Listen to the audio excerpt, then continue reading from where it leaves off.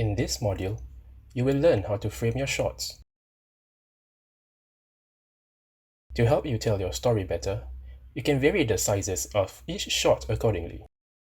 Shot size simply means the amount of the scene that is captured in your footage. Some examples of shot sizes used in productions are wide shot, medium close-up, and extreme close-up. Each of these shot sizes serves a different purpose. For example, wide shots are usually used to help your viewers establish the characters in the scene, as well as when and where the story is taking place.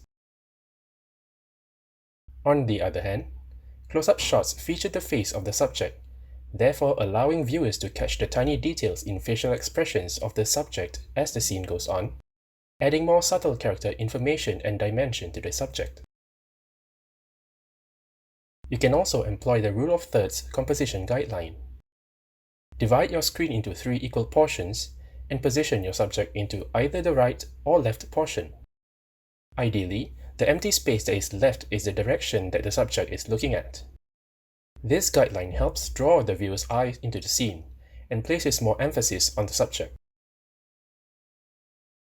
Finally, you can also make use of the leading lines concept. When framing your subject, you can make use of surfaces and edges in the scene to help guide the eyes of viewers to the subject, thereby also placing more emphasis on him or her.